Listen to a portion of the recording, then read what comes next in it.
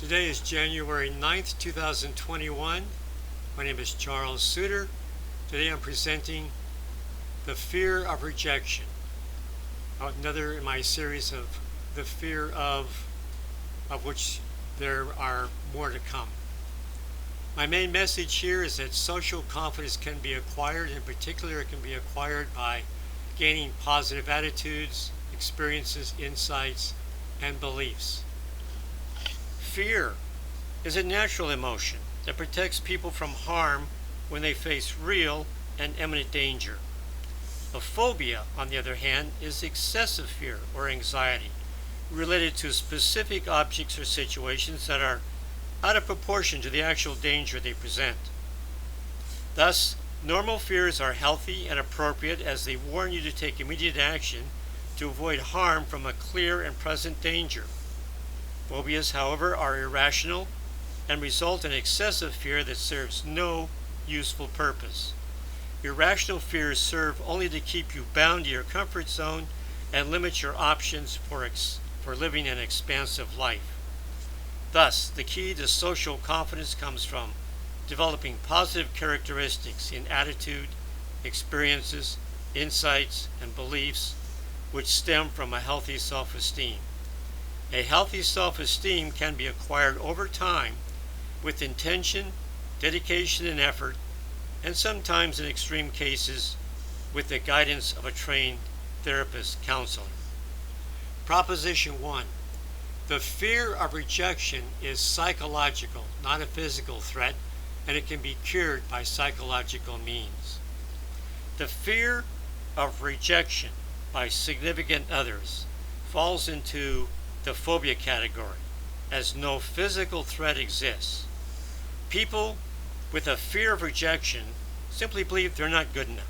However they acquire this belief, it must be eradicated or modified. Having the approval of others boasts their weak self-esteem temporarily, making them feel that they're good enough. Any situation in which they might receive negative judgments from others is fear-provoking, because approval and validation is what props up their sagging self-esteem. A person with low self-esteem will attempt to avoid any fear-provoking situation with the possibility of embarrassment, fear, and/or negative judgments.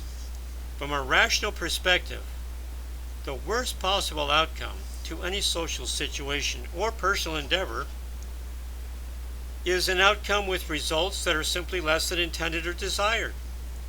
The focus of concern for a person with a healthy self-esteem is achieving a socially desirable outcome, not the avoidance of public criticism.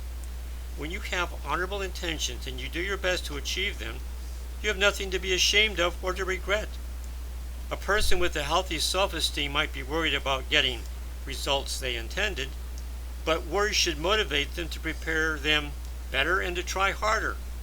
Worry should promote more right actions and not persistent fears that failure might bring social rejection. People who fear rejection tend to avoid awkward social situations where perceived rejection is a self-conceived possibility. The fear of rejection, as an example, by the opposite sex is especially true of young people engaged in the dating scene. Proposition 2. Excessive psychological fears are unhealthy and unnecessary. Knowing the distinction between a fear and a phobia allows you to pick the right cure. The wrong cure is to suffer in silence without dealing with the real source of excessive fear, which are misconceived and irrational beliefs that your self-esteem is at risk during social engagements.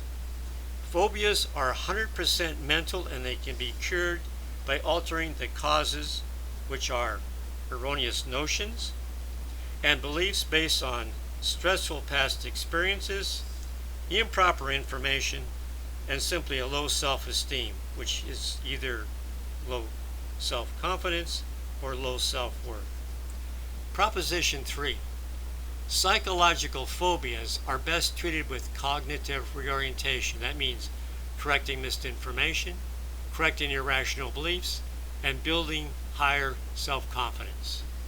If you're worried about rejection to any particular social interaction coming up in the future, or any situation that you haven't handled well in the past, you simply need to spend more time planning ahead and sharpening your social skills.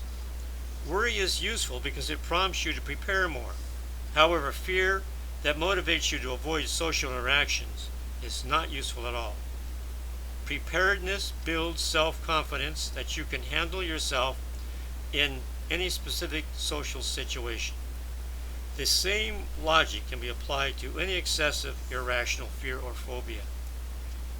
The more you understand your fear, the more you can prepare to deal with what you fear. The more positive experiences you gain in successfully dealing with fearful social situations, the less intense your fear. In the short term, building high self-esteem eliminates all irrational fears, such as the fear of social interactions and the fear of rejection. My final message: knowledge, experience, and positive beliefs cure irrational fears. You can recover from excessive irrational fears or phobias by, number one, gaining more accurate perception of reality, that's information, gaining more confidence through preparation and experience, and self-directed actions. But most importantly, work on building a healthy self-esteem through positive beliefs. That's all for now. Remember to stay positive. You'll be happier, healthier, and live longer.